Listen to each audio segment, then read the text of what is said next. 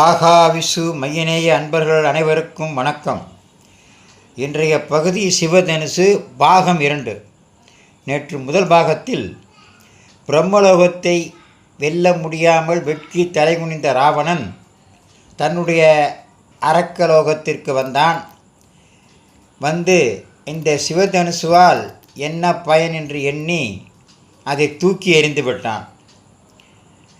இதை பார்த்த ஜனக மகாராஜா, சிவப்பிரசாதம் என்றுமே சிவப்பிரசாதம் அல்லவா, இதை ராவணன் அறியவில்லையே என வருந்தி அந்த சிவதனுசுவை தான் எடுத்து வைத்து கொண்டு அதற்கு தினமும் எல்லா விதமான அபிஷேக ஆராதனைகளையும் பூஜைகளையும் பன்னெடுங்காலமாக ஆற்றி வந்தார் ஜனக மகாராஜா. காலச்சக்கரம் சுழன்றது. குழந்தை பாக்கியம் இல்லாததால் சீதையை பூமியில் கண்டெடுத்து தன் மகளாக ஜனகர் வளர்த்து வந்தார் அல்லவா. சீதை சிறுமியாக இருக்கும்போது ஒரு நாள் தன் தோழிகளுடன் பந்து விளையாடி கொண்டிருந்தால் அப்பொழுது அந்த பந்து உருண்டு போய் சிவதனுசுவின் கீழே மறைந்துவிட்டது.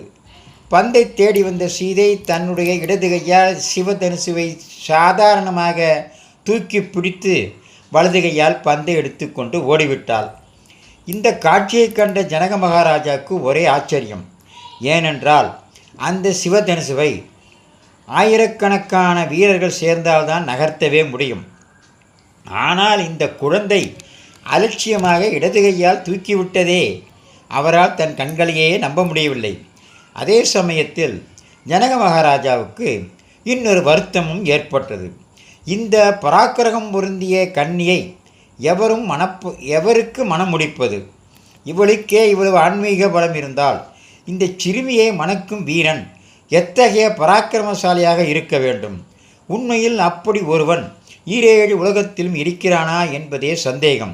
இருந்தாலும் எப்படி, எங்கே அவனை தேடுவது? இப்படி பல்வேறு சிந்தைகளிலேயே உழன்றார் ஜனக மகாராஜா.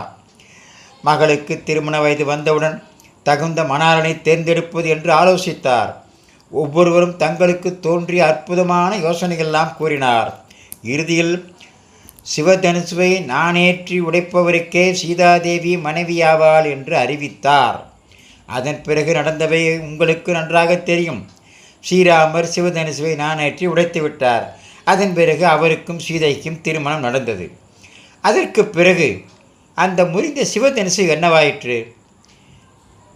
இதை பலருக்கும் தெரியாத ஒரு புதிர்தான். சரி, அந்த சிவதனுசு என்னவாயிற்று? நாளை பகுதி 3 பார்க்கலாமே. இதையெல்லாம் லைக் செய்யுங்கள். எல்லா புகழும் பெரியாண்டவனுக்கே. நன்றி, வணக்கம்.